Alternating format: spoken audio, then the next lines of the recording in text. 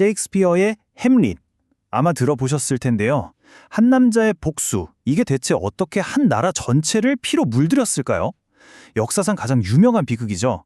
그 광기와 부패, 그 한가운데로 지금부터 들어가 보겠습니다. 이 모든 비극의 시작은 바로 이 한 문장에서 출발합니다. 세상이 온통 잘못되어 있어. 생각해보세요. 존경하던 아버지는 돌아가셨고 사랑하는 어머니는 배신했죠. 이 햄릿 왕자는요, 이 뒤틀린 세상을 바로잡아야 하는 게 바로 자기 운명이라는 걸 정말 저주처럼 직감하게 됩니다. 그러니까 이게 바로 오늘 우리가 파헤쳐볼 핵심 질문이에요. 고뇌하던 한 젊은이가 어떻게 왕국 전체를 무너뜨리는 그 파괴의 중심에 서게 됐을까? 정말 궁금하지 않으세요? 자, 그 비극적인 여정을 지금부터 한번 같이 따라가 보시죠. 네, 본격적인 이야기에 앞서서 이 엄청난 걸작을 탄생시킨 천재를 먼저 만나봐야겠죠? 바로 윌리엄 셰익스피어입니다. 이 사람 정말 엄청난 격변의 시대를 살았던 인물이거든요? 사실 셰익스피어의 삶은 알려진 게 그렇게 많지가 않아요. 베일에 쌓여 있죠. 하지만 한 가지는 분명합니다. 그가 살았던 시대가 뭐랄까 정치적 암살과 불안이 그냥 일상이었던 그런 시대였다는 거예요. 그리고 바로 그 시대의 어두운 그림자가 그의 가장 위대한 비극, 바로 이 햄릿에 아주 짙게 스며들어 있는 거죠. 자, 이제 무대를 옮겨볼까요? 덴마크 엘시노워 성의 그 차디찬 성벽 위로 한번 가보겠습니다. 바로 이곳에서 끔찍한 진실이 드러나면서 모든 이야기가 시작됩니다. 덴마크 왕궁은요, 마치 비밀과 배신으로 엮인 거대한 거미줄 같아요. 그 중심에 선 인물들을 한번 보시죠. 복수라는 무거운 짐을 짊어진 왕자 햄릿, 그리고 왕좌를 빼앗은 숙부 클로디우스, 그리고 이들의 비극에 속수무책으로 휘말려버린 사람들. 이들이 바로 이 죽음의 게임에 오른 선수들입니다. 이야기는 정말 깊은 슬픔에 빠져있는 햄릿의 모습으로 시작돼요. 근데 이 슬픔이 금방 혐오감으로 바뀌어버립니다. 왜냐고요? 아버지가 돌아가신 지 2달도 안 됐는데 어머니가 아버지의 동생, 그러니까 자기 숙부랑 결혼을 해버린 거예요. 와, 이건 뭐 세상 전체가 자기를 배신한 것 같은 그런 기분 아니었을까요? 완전한 고독감 속에서 홀로 남겨진 거죠. 바로 그때였습니다. 그의 세상이 다시 한번 완전히 뒤집힙니다. 돌아가신 아버지의 유령이 나타난 거예요. 그리고는 끔찍한 진실을 폭로하죠. 아버지는 그냥 돌아가신 게 아니었습니다. 동생 클로디우스에게 아주 교활하게 독살당한 거였어요. 유령은 아들 햄릿에게 단 한 가지를 명령합니다. 복수해다오. 자, 이렇게 엄청난 복수의 임무를 떠안게 된 햄릿. 근데 이 햄릿이란 인물은 막무가내로 칼부터 휘두르는 그런 행동파가 아니었어요. 생각이 깊은 말 그대로 사상가였죠. 그래서 그는 아주 치밀하고 또 그만큼 위험한 계획을 세우기 시작합니다. 바로 여기서 그 유명한 대사가 나오죠. 사느냐, 죽느냐, 그것이 문제로다. 복수라는 이 거대한 짐 앞에서 그는 끝없이 고뇌합니다. 이 썩어빠진 세상에 맞서 싸워야 하는가? 아니면 그냥 이 모든 고통을 끝내버려야 하는가? 이건 단중에 한 왕자의 고민이 아니에요. 사실 우리 모두가 살면서 한 번쯤은 마주하게 되는 그런 삶의 근본적인 질문이죠. 자, 복수를 위해서 그는 미친 척 연기를 하기 시작합니다. 광기의 가면을 쓰는 거죠. 근데 이게 참 위험한 게 연기를 하다 보니 진실과 거짓의 경계가 점점 허물어져요.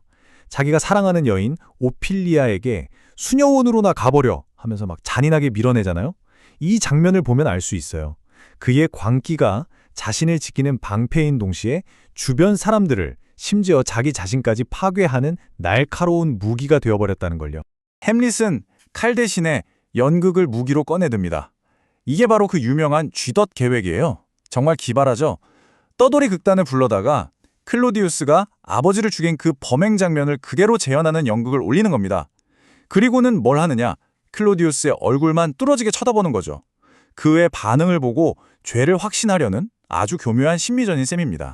그리고 이 계획은 정말 완벽하게 성공합니다. 자신의 범죄가 무대 위에서 똑같이 재현되니까 클로디우스가 얼굴이 새하얗게 질려서 자리를 박차고 나가버려요. 빙고! 햄릿은 이제 단 1%의 의심도 없이 확신하게 됩니다. 아, 유령이 말한 게 전부 사실이었구나. 자, 이제 진실도 밝혀졌겠다. 복수를 위한 무대는 완벽하게 마련된 것 같았죠.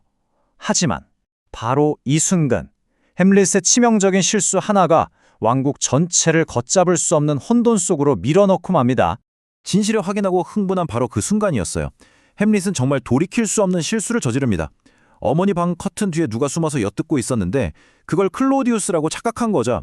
그래서 칼로 찔러 죽여버립니다. 하지만 그건 폴로니어스였어요. 이 첫 번째 피, 이 한 번의 실수가 모든 것을 파멸로 이끄는 비극의 도미노, 그 첫 조각을 쓰러뜨린 겁니다. 햄릿의 칼은 여기서 멈추지 않고 또 다른 무고한 희생자를 만들어내요. 바로 오피리아죠. 생각해보세요. 아버지는 자기가 사랑하는 남자 손에 죽었고 그 사랑하는 남자는 자기를 버렸죠. 이 이중의 충격을 어린 오피리아가 감당할 수 있었을까요? 결국 그녀는 정신을 놓아버리고 물에 빠져서 정말 비극적인 최후를 맞이하게 됩니다. 이 소식을 들은 그녀의 오빠 레어티스는 어떻게 했을까요? 그는 분노에 불타서 프랑스에서 한 걸음에 달려옵니다. 그리고 맹세하죠. 아버지와 사랑하는 여동생의 복수를 위해 반드시 햄릿을 내 손으로 죽이겠다고 말입니다. 아, 정말 교활한 왕이죠. 클로디우스는 이 절호의 기회를 놓치지 않습니다. 레어티스의 순수한 분노를 아주 교묘하게 이용하는 거예요. 그래서 치명적인 함정을 팝니다. 검술 시합을 하자. 하지만 네 칼 끝에는 독을 묻히고 혹시 모르니 독이 든 술잔도 준비해두자. 이건 뭐 우연을 가장한 완벽한 살인 계획이나 다름없죠. 마침내 마지막 막이 오릅니다. 하지만 이건 갈등의 해결이 아니었어요. 덴마크 왕좌를 텅 비게 만들 그야말로 피비린내 나는 파국으로 치닫는 마지막 장이었습니다.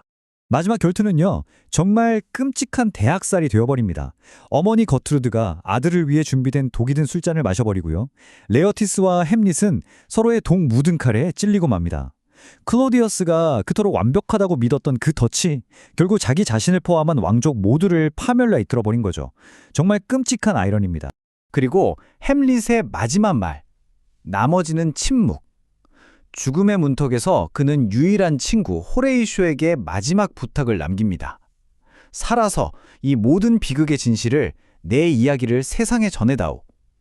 복수도 왕국도 다 잃은 그에게 마지막으로 남은 건 결국 자신의 이야기뿐이었던 겁니다. 네, 무대 위의 시신들은 모두 치워졌습니다. 하지만 햄릿의 이야기는 400년이 넘는 시간 동안 사라지지 않고 계속 살아남았죠. 자, 그러니까 핵심은 이겁니다. 대체 왜일까요? 왜 우리는 아직도 햄릿을 이야기할까요? 햄릿의 진짜 비극은요, 단순히 사람들이 많이 죽었다는 게 아니에요. 오피리아가 했던 말을 기억하세요. 그는 궁정인, 군인, 학자의 모든 면모를 갖춘 그야말로 나라의 희망이자 장미꽃 같은 존재였습니다. 이렇게 엄청난 잠재력을 가진 한 젊은이가 복수와 부패라는 더러운 진흙탕 속에서 완전히 파괴되어 버렸다는 것, 그것이야말로 이 이야기의 가장 가슴 아픈 비극인 거죠. 결과적으로 햄릿은 복수에 성공했습니다. 네, 성공했죠. 하지만 그 대가는 정말 너무나도 컸습니다. 덴마크 왕국은 지도자 없이 몰락했고 그 자신도 목숨을 잃었으니까요. 자, 그래서 마지막으로 여러분께 한번 여쭤보고 싶습니다. 햄릿의 죽음, 과연 부패한 왕국을 깨끗하게 만든 숭고한 희생이었을까요? 아니면 그저 복수가 또 다른 복수를 낳은 무의미한 파멸이었을까요? 이 질문에 대한 답은 400년이 훌쩍 지난 지금도 여전히 우리 모두의 숙제로 남아있는 것 같습니다.